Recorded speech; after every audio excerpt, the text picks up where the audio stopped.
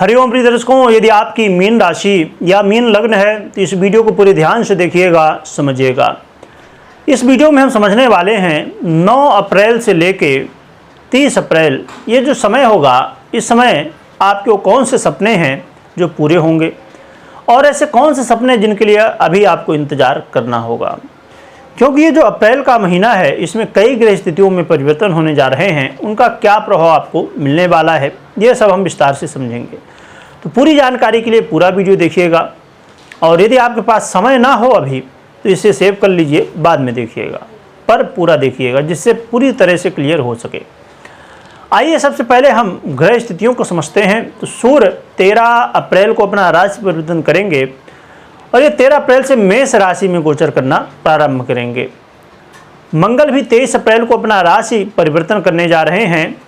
ये 23 अप्रैल से देवगुरु बृहस्पति की ही राशि मीन राशि में गोचर करना प्रारंभ करेंगे।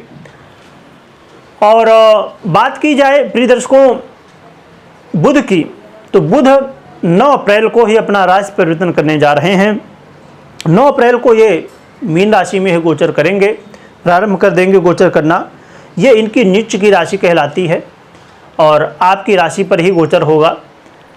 और साथ में देखा जाए तो प्रिय दर्शकों, इसके अलावा शुक्र भी 24 अप्रैल मंथ के लास्ट में, पर 24 अप्रैल को ये मेष राशि में गोचर करना प्रारंभ करेंगे। अभी ये देवगुरु बृहस्पति की ही राशि मीन राशि में गोचर कर रहे हैं।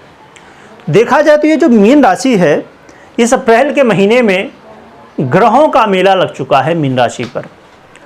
तो ये क्या परिणाम आपको देने वाले हैं, इन्हें समझते हैं। सावधानियां जरूर सुनिएगा, समझिएगा, क्योंकि ये जो लाभ मैं बताने जा रहा हूँ अभी, उससे ज़्यादा जरूरी है सावधानी। इससे पहले हम समझ लेते हैं कुछ योग भी बनने जा रहे हैं। कौन कौन से योग हैं?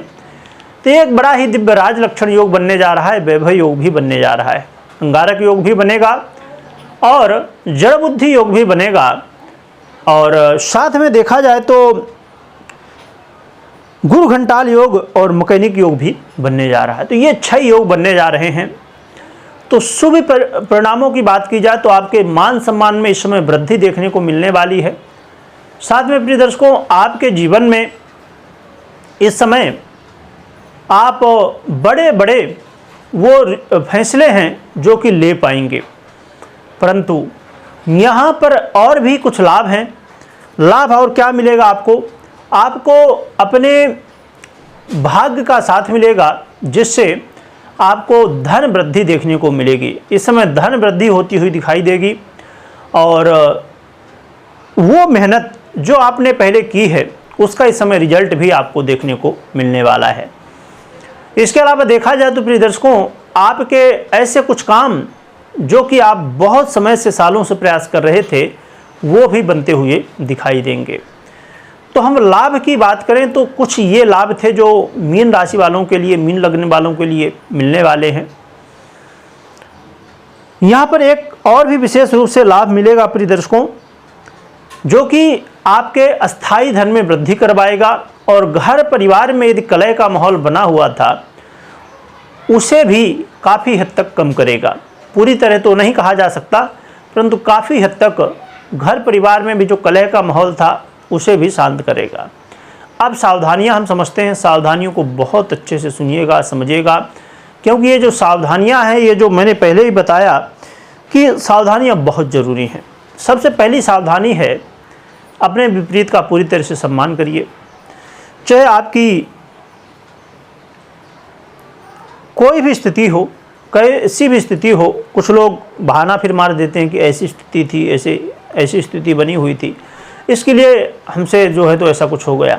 तो सावधानी, पूर्ण सम्मान विपरीत का, इस बात का ध्यान रखिएगा। और दाम्पत्य जीवन को बेहतर बनाने के लिए आपको प्रयास करना होगा। इस समय संभव है कि आप कुछ कन्फ्यूजन की वजह से आप ऐसी वाणी बोल जाएं जिसकी वजह से दाम्पत्य जीवन में घमासान युद्ध चालू हो सकता है। और व्यापारी हैं तो भी आपको सावधान रहना होगा, क्योंकि इस समय आपके वाणी से ऐसी बातें निकल सकती हैं कि आगे चल के उसका बड़ा नुकसान, अभी भले छोटा नुकसान दिखे पर आगे चल के बड़ा नुकसान हो सकता है। इसके अलावा मेरे दर्शकों, आपको उन लोगों से बहुत सावधानी बरतनी होगी जो आपके कालनेमी हैं, यानी कि बाहर से साधु और अंदर से राक्षस, यानी कि आपका जो नुकसान करना चाहते हैं वो भी गुप्त रूप से, सामने भले ना आ रहे हों पर गुप्त रूप से कहीं ना कहीं रणनीति बना रहे हैं, प्लानिंग कर रहे हैं आपको नुकसान पहुंचाने की। इस समय अपने और अपने माता पिता के स्वास्थ्य का भी ध्यान रखिएगा और आप कर्म करने से पीछे नहीं आपको हटना है। कोई भी निर्णय ले रहे हैं बहुत सोच समझ के निर्णय लेना है। इस समय कुछ ऐसे निर्णय आप लेंगे जिनसे बहुत कुछ बड़ा कर जाएंगे, परंतु कुछ ऐसे निर्णय भी आप लेंगे जिनसे बहुत कुछ खत्म भी करेंगे। इसलिए इस समय जो निर्णय लेना है उन्हें बहुत सोच समझ के लेना है। और बात की जाए कि आप अपने जीवन में यदि कुछ बड़ा करना चाहते हैं इस अप्रैल के महीने में, तो कुछ उपाय हैं जिन्हें आपको करना चाहिए। एक तो हनुमान जी की आराधना आप कर ही रहे होंगे, नहीं कर रहे हैं तो करना अभी से प्रारंभ कर दीजिए। साथ में आप भगवान नारायण की शरण जाइए माता लक्ष्मी के साथ में। माता लक्ष्मी और भगवान नारायण की आराधना इस समय खूब करना है, भगवान का स्मरण करना है, भगवान से प्रार्थना करनी है, क्योंकि भगवान नारायण बहुत दयालु हैं और अपने भक्तों के ऊपर बहुत जल्दी प्रसन्न भी हो जाते हैं और हमेशा रक्षा भी करते हैं। तो यदि आपने पूरे मन से सेवा की, भगवान का स्मरण किया और भगवान को प्रार्थना बहुत प्रिय है, भगवान से प्रार्थना करना है, तुलसी अर्चन करने का मौका मिले तो तुलसी अर्चन करना है, और विष्णु सहस्त्रनाम यदि आप पाठ कर सके तो और भी अच्छी बात है। ये कुछ उपाय हैं जो कि आपको करना चाहिए, जिससे आपको और भी अच्छे परिणाम देखने को मिलेंगे। परंतु आपको ये सब उपाय तो करना ही है। आपने गोचर की स्थिति भी समझ ली, योग कौन से बन रहे हैं, दुर्योग कौन से बन रहे हैं, ये भी समझ लिया। परंतु यहाँ पर जन्म कुंडली में ग्रह स्थितियों को देखना, दशाओं को देखना, ये बेहद जरूरी है। यदि दशाएँ सपोर्ट नहीं कर रही हैं, ग्रह स्थितियाँ सपोर्ट नहीं कर रही हैं, तो गोचर में भले कितने राजयोग बन जाएं, भले कितने दुर्योग बन जाएं, अब वैभव योग, राजलक्षण योग जैसे योग बने हुए हैं, पर वो भी जब आपकी जन्म कुंडली, पर्सनल जन्म कुंडली साथ नहीं देती तो फिर वो भी कुछ नहीं कर पाते हैं। हाँ, अब ये है कि जब कोई राजयोग बना है तो वो अपना कुछ न कुछ परिणाम तो जरूर देगा, परंतु दुर्योग भी तो बने हैं तो वो भी देंगे। यही कारण होता है कई बार कि हम कंफ्यूज हो जाते हैं कि हमको राजयोग का फल नहीं मिला, परंतु हम ये विचार नहीं करते हैं कभी कि दुर्योग का फल हमें नहीं मिला कि मिला। क्योंकि जब राजयोग का आप चाहते हैं कि परिणाम मिले तो दुर्योग का भी तो परिणाम मिलेगा, क्योंकि जब दिन होती है तो रात्रि भी होती है और रात्रि होती है तो दिन भी होता है। दुख आते हैं तो सुख भी आते हैं और जब सुख आता है तो दुख भी आता है। तो ये एक दूसरे के साथ ही चलते हैं, इसलिए आपको इस बात का विचार करना चाहिए। कमेंट में जय माँ लक्ष्मी, जय विष्णु भगवान लिखिएगा और लिखने के साथ स्मरण करिएगा, बोलिएगा। कमेंट में लिखते समय इस बात का हमेशा ध्यान रखिए, अब जैसे कुछ लोग लिखते हैं कि थोड़ा समय लगाइए। जैसे मैं कई बार देखता हूँ कि लोग लिख दिए तो फटाक फटाक से एक बार ही एक कमेंट आपने किया, पोस्ट करिए, फिर दूसरा कमेंट करिए, यदि आप एक बार से ज़्यादा करना चाहते हैं तब। क्योंकि जो मेरा उद्देश्य होता है कमेंट करवाने का, यही होता है कि जैसे आप लिखने में जितना समय निकालेंगे ज़्यादा से ज़्यादा, उतने समय आप बोलते जाएंगे।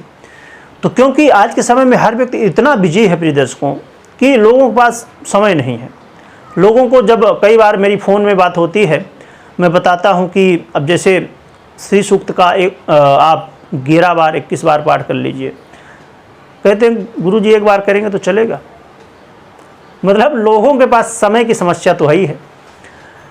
तो ये समय होगा कि जिसमें आप लिख रहे हैं, आप जैसे ट्रेवल ही कर रहे हैं, उस समय आप कमेंट कर रहे हैं, उसी समय बोलते जाइए। आपने यदि 5 मिनट समय निकाला, आपने एक बार लिखा, 2 बार, 11 बार आपने लिखा, तो 11 बार लिखने में कम से कम 2 मिनट तो लग ही जाएंगे। यदि 2 मिनट लग रहे हैं तो 2 मिनट में तो 100 बार तो आप कर ही लेंगे, स्मरण कर ही लेंगे, तो इसका बेनिफिट मिल सकेगा। तो ज़रूर स्मरण भी करिएगा, इस बात का विशेष रूप से ध्यान रखिएगा।